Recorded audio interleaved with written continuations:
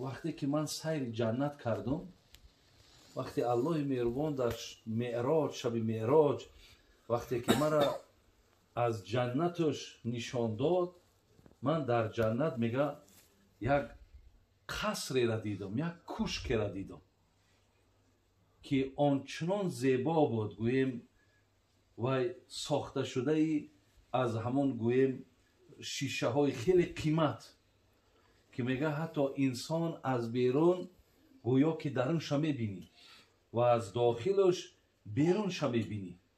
خلاص پیامبر نازنین گفتن اونهایی را که در جنت میبینی اونها را در دنیا دیده نمیشود و اونها هم هیچ وقت در ذهنی این نقشه‌کشی ما هم نمیآید. وقتی که میگه ایرا پیامبر نازنین ما که بیان کرد که در جنت این خیل مقصد کوشک ها هست، این خیل خانه ها هست که همه او برادران عزیز مقصد برای توده ملائکه ها نیستند. اونها را مقصد الله مهربان در داخل جنت او را پر از فرزند آدم میکنن. وقتی ایرا که گفتن، البته پیامبر اصحابش عاشق بودن، همه بگیم که طلبگار این خیل خانه بودن. میگه در همونجا مالک اشعری میگه حضور داشت، میگه قال مالک الاشعری لمن یا رسول الله، حضرت همین خانه را که وصف کردی آیا این نصیب کیا هستند، کیا در داخل این خانه می درآیند؟ برادران عزیز و گرامی، پیش از آنی که من برای شما بیان کنم که پیامبر برای کیها این چیزا برای اصحابش یا برای ما و شما گفته گذاشتن، البته از خواندن برادرمون قاری امرالدین و از خواندن برادرای قاریایی که در اینجا داریم که درباره مادر خواندن، حقیقتا اکنون هر کسی که مادرش در قید حیات برادرها شاید وقتی این مصرع ها را گوش میکنن مثل نفرهایی که مادرهاشون گذاشتن، مثل اونها گوییم در دلهاشون یگان رحمی بگیم یا غم پیدا نمیشه. وقتی که مادر میگذاشته و یک سرود را، یک شعر را، یک رباعی را وقتی که در وصف مادر گوش میکنی و میخوانی، بسیار آدم برادران عزیز خیلی و خیلی پشیمانی ها قلبش فرا میگیرد. برای همین بسیار یک الله رحمت کنه این مادر هم که انشالله فرزندای خوب دارد و فرزندا هم خدمت کردن، اونها هم در فرزند خدمت کردن. ولی اینجا جمعیتی که حضور دارین، کسایی که مادر دارین برادران عزیز، کسایی که پدر دارین، به قدر این نعمت رسید. این برکت دنیا و آخرت شما هست. شاعر میگفت قدر مادر گر بدانی صاحب دولت شوی. قدر مادر گر بدانی صاحب دولت شوی. خاک پایش گر ببوسی داخل جنت شوی. حقیقتا برادر از به قدرش رسیدگی آدم دنیا و آخرتش آورده. و هر کسی که گویم اگر دو کفه که دستی مادر طرفش برداشته شید و در حقش دعا کرده باشد، این دعا حتما فرزند داخل جنت میکنه. ما در روایت ها داریم که میگه ایسیت عشق، ایسیت آبی چشم بسیار حذر کنیم. سه آبی چشم بسیار خطرناکه. یک تاش آبی چشم یتیمه، حرکت کنین یگان یتیمه گریه نکنین.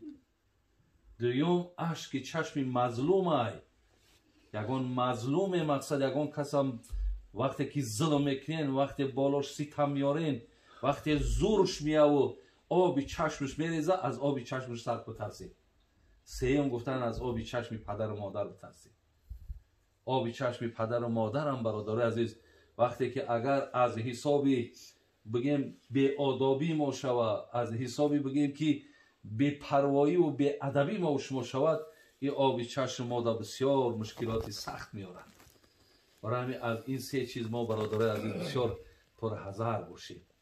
شاعر میگو آن که نور دیده و تاجی سر است، مادر است و مادر است و مادر است. حقیقتا برادر عزیز نوری دیدم هست، تاجی سرم هست. هر چیزی که اگر گویند حقیقتا مادر به این چیز برادر عزیز لایق است. الله مهربان رحمتش کنه مادر و جناب عبدالله ابن مسعود میگه حدیث متفقون علیه است، هم بخاری و هم مسلم روایت میکنه. میگه نزد پیامبر آمد میگه و نفر آمد میگه و از پیامبر پرسید ایول عمل احب الی الله. میگه حضرت گفت از پیغمبر من پرسید که کدام عمل الله مهربان دوست میداره، کدام عمل؟ پیغمبر من گفتن یکم الصلات علی وقتها، کسی نماز در وقتش خونه. الله مهربان نمازی که در وقتش خونده می شود الله دوست می داشته. گفتن ثم ایون یا رسول الله، بعد از آن پرسیدن باز کدام عمل؟ گفتن که بر الوالدین، خدمت پدر و مادر الله دوست می داره. برادر عزیز ما در روایتمون داریم بر الوالدین افضل من الصلاة والصوم والحج و جهاد فی سبیل الله. پیامبر ما فرموده بود است که خدمت کردن مادر و پدر در ثواب بالاتر است از نماز، بالاتر است از روزه، ببینید بالاتر است حتی که از زکات، بالاتر است حتی از جهاد در راه الله. خدمت پدر و مادر کردن برای من بسیار این چیز مهمه برادر عزیز.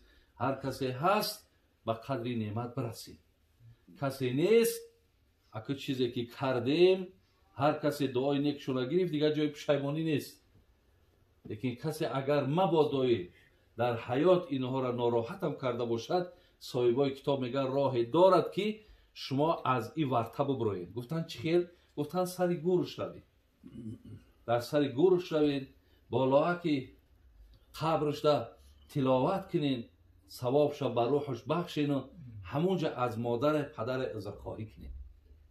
بگین ما حقیقتا شما را در دنیا ناراحت کردیم، ما دل شما را آزار دادیم، ما مقصد به قدر شما نرسیدیم.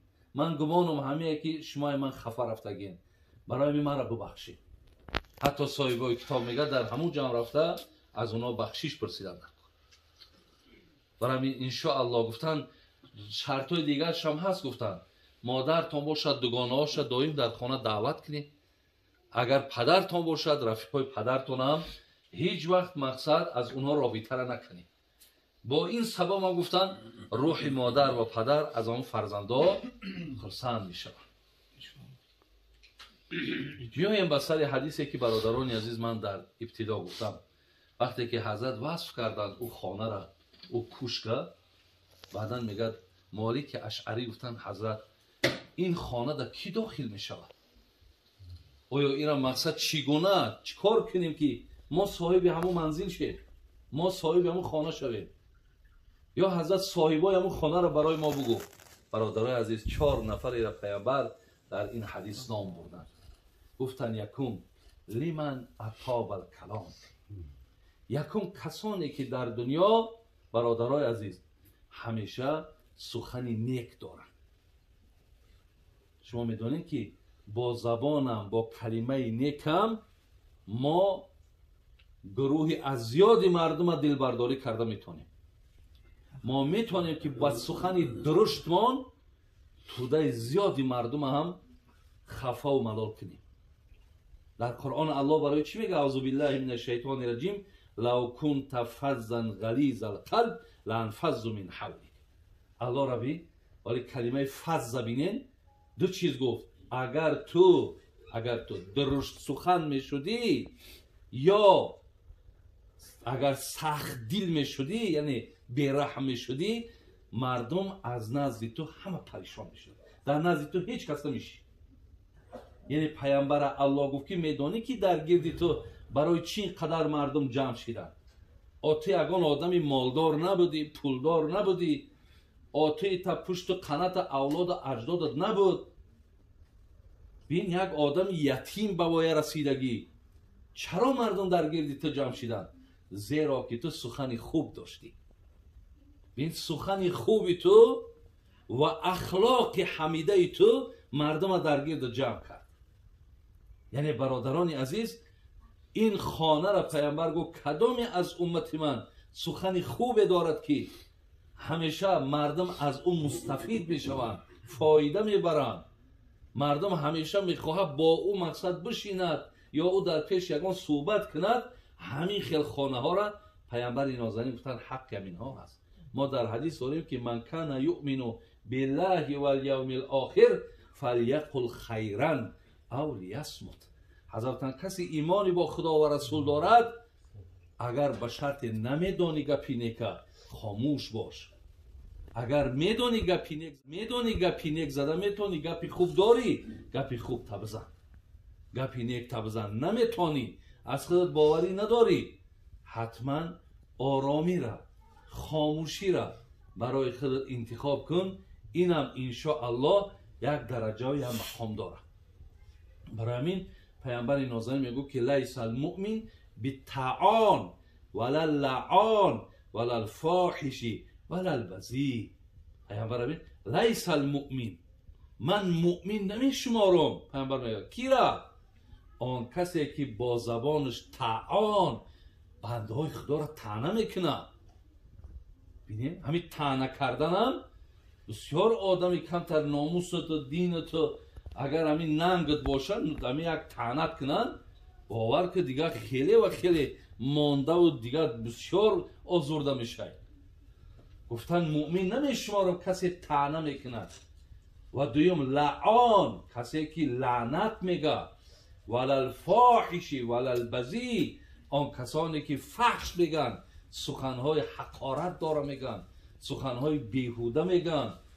یعنی اینهایی که به این مثال گفته ها وقتی پابند باشد، اینها را من حتی گفت حضرت مؤمن میشمارم. برای همین برادران عزیز و گرامی، پیامبر میگه اتقوا النار ولو بشق تمرتین فإن لم تجدوا فبکلمة طیبه. حضرت گفتن اگر به نیم پاره خرما هم که باشه خیر کنین، احسان کنین.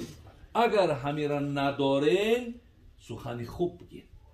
یعنی میشود که سخنی خوبم پیامبرمون میگفت که الکلمة طیبه صدقه، سخنی خوبم برابر صدقه ثواب میگیری.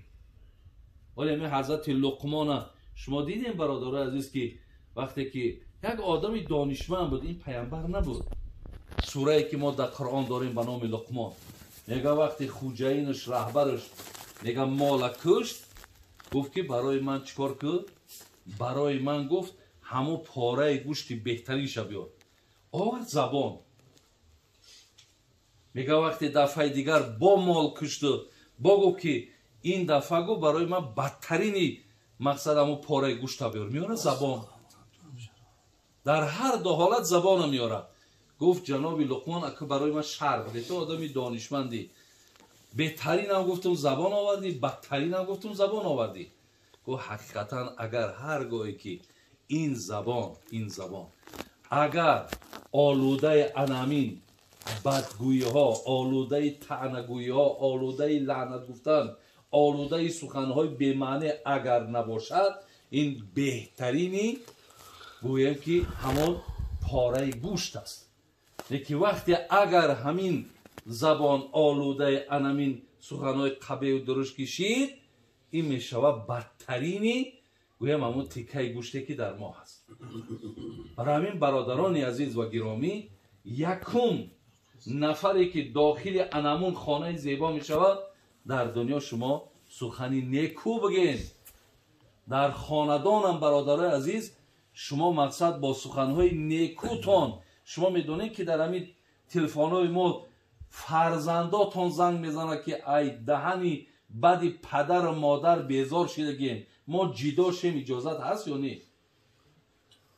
شما ببینید که فرزندها برادر عزیز حتی شکایت میکنن که دهن پدرم یا دهن مادرم چنان مقصد زیشته، چنان بده که من فرزندام در اون خانه تربیت کنم نمیتونم. برای همین در خانه برادران عزیز و گرامی ما باید که همون سخنهای نیک ما داشته باشیم. همیشه هر یک مثال کلمه جان در هر یک فرزندامون، در هر یک معامله‌مون امور پیامبرمون اینقدر معلم زیبا بود آخه، اینقدر تعلیمات زیبا که برای چی ما اینقدر نفرهای شدیم که ای زبانهای ما، ای رفتارهای ما، ای خصلتهای ما از ما اینقدر یک دیگر بیزار شدگیم. حضرتی خیل نبود کو. برای همین برادرای عزیز و گرامی، این حدیثی هست که از زبان پیامبر آمده است. تو میتونی که با همین کلمه نیک گفتن، خیر گفتن صاحب همون منزل شوی. دویم چیزی را که حضرت گفتن و اطعم الطعام، گفتن اون خانه دویم نفری را که الله مهربان صاحب اون خانه میکند کسی هایی که در دنیا وقتی که صاحب 4 تنگه شید طعامش مردم میخوره. یعنی در خودمان میگم بسیار مردکی دسترخوان داره، یا اگر پدرش گذشته باشه مادرش سخی گذشته باشه با همون عنوان سخیگی وصفش میکنم. میگم ما را پدرمون بسیار آدمی دست به خیر بود. یعنی این بسیار عنوانی بلنده برای آدمایی که مالدار و پول دارن. اگر به شرط همی عنوان قطیشون نبرن افسوس میخورن، یا اگر در دنیا بگن شما که صدقه همو پولت کنه که تا همی عنوان به خودت نگرفتی او را اولی همو کم کردگی. آدم پولدار باید سخی باشد. آدم پولدار باید مرده، مردم ما مجد میگن، اینه غربی های ما مرده میگن، اینه بعضی هاش با موسر میگن. این خیل باید نباشی. باید بگن سخی های مرده که خدا برکت بتا دستی کلان داره. انمو پولدار برای انمی خیل انسان آفرین که مردک در همین جا ایستاده علاکه آخرت چاباد خانه را بید. چکل خانه منتظر همین آدم های سخیه که از نان و آبشان مردم میخوره. مسکین ها برخوردار میشوند، بیزن ها زندار میشوند. دورای حضرت عثمان در برادر عزیز اگر در یک جوان اینم دادر ما اوری را میپرسیدن که زن داری دورای خلافت عثمان دا یا پیش از خلافت شما وقتی که حضرت ای وقت پولدار بود میفتن زن داری؟ میگفت نه ندارم. برای چی نداری؟ خیلی دستم نمیرسه. مردم همه میگفت این عثمان گجاده که بیزن گشته. شما بینه که عثمان در کجای مردک بیزن گشته. تمام مردمی که چی ضروراتی که داشت حضرت عثمان همه ضرورت ها را حل میکرد، لیکن یگان پولش کم نشید. برعکس در عوضش الله با مالش داد، آب و روش داد، عزتش داد. گفت دویم انمین نفرها گفت داخل همون خانه هستن.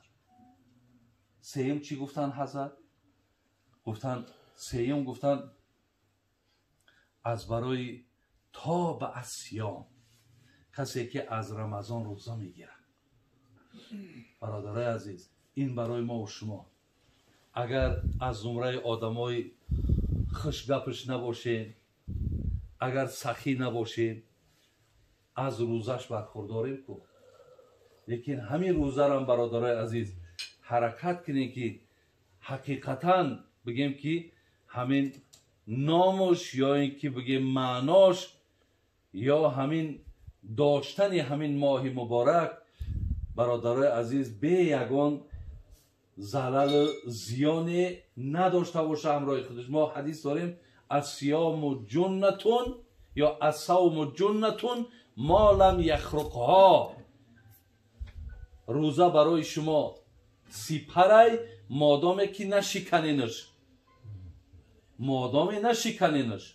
یعنی این سپر همیشه آدم محافظت میکنه ای همه سختی ها و عذاب ها، لیکن نشکنینش به معنای چی؟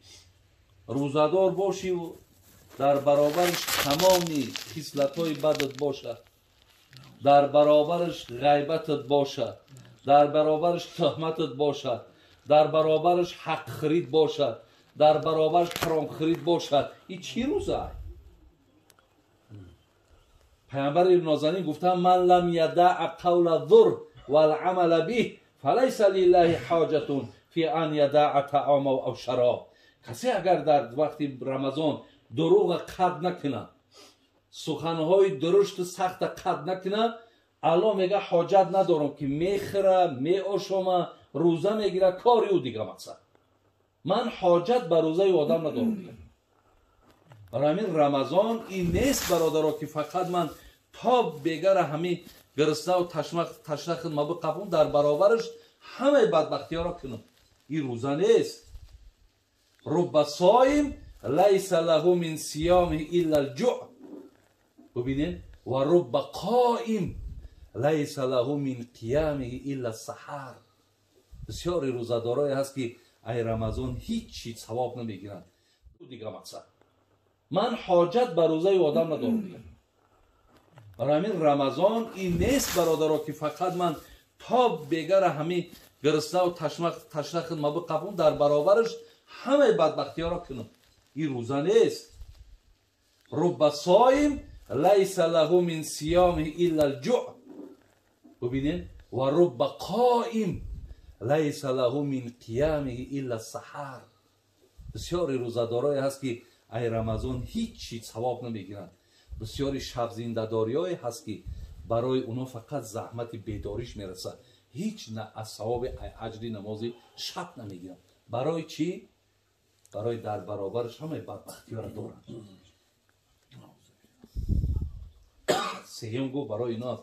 چهارم و صلی و ناس نیام. کسی نماز شب داره. برادرای عزیز، ما نماز تراویح مون میخونیم الحمدلله رب العالمین، میریم خانه هامون با یکون ساعته که دیگه اگر خدای مهربان توفیق داده باشه با یکون پره قرآن میخونیم. بعد قرآن اولی مقصد پیش خوب میخیزم با تهجد میخونم. با نمازهای تهجد نماز شب من میخونم. این رمضان آخی همه من قام رمضان ایمانا و احتسابا غفر له ما تقدم من ذنبه. پیامبر گرامی چی گفتن؟ کسی شبهای رمضان شب زنده داری میکنه، یعنی با تراویح، با نماز تهجد، با خواندن قرآن، با کردن ذکر، قرآن نمیتونی ذکر وقتی با همی بگذرانه نامه اعمال در اگر بین زمین و آسمان گناه باشه همش مغفرت میشه. برادرای عزیز، این سخن پیغمبر نازنین مونه. این ماه را غنیمت بشمارید. این ماه میروه، لیکن هر کسی که اگر انجام داد و شنید و با همین شنیدگی و عمل کرد، خوش به حالش که انشاءالله تمام کمبود خطا و لغزش همه نابود می شود. نماز شبم برادرای عزیز ببینید که صاحباش که جا میبره، همون خانه که ارزشش دیگر اکور خدا دانای، شاید یکون دانه که همون شیشکی که در همون جاست ارزش دنیا را داره، لیکن برای این 4 نفری که در دنیا سخن نیکو دارن، مال دارن، ای مالشون سخیه، سخاوت میکنن. و دیگرش ماه رمضان با تمام قاعده و قانونش روزه میگیرن. 4 نماز شب دارن. الله مهربان توفیق ما بده که ما از این آنچه که وعده ها شید توفیق عمل کردنش داشته باشیم و الله مهربان اون وعده هایی که در این ماه مبارک است که انشاءالله آمرزش گناه است، مغفرت گناه ما و شما هست، الله مهربان نصیب ما گردونه، محبت هامون توفیق هامون با بدین خدا زیاد بگردونه، خیرها و احسانهایی را که حاج بابا کردن الله مهربان به درگاهش مقبول بگردونه. پیامبرمون در حدیث گفته است که هر کسی یک بنده خدا را افطار میته، همین ثواب روزه چند قد ثوابی باشد، همون مقدار ثوابی با نفری را با الله در نامه اعمالش ضم میکنه. خدای مهربان این ثواب ها را در نامه اعمال اهل خانواده نویسنده بگردونه. اللهم اعین علی ذکرک و شکرک و حسن عبادتک. و این طعام ها و این دسترخوان ها البته زحمت خواهرای ما، مادرای ما هم هستند. خدای مهربان این خواهرها و مادرای ما را هم ای ثواب این ماه مبارک برخوردار گرداند. اللهم بک اصبحنا و بک امسینا و بک نحیا و بک نموت و الیک المصیر. سلام علیکم و رحمت الله و برکاته. برکت بیابید، سلامت باشید.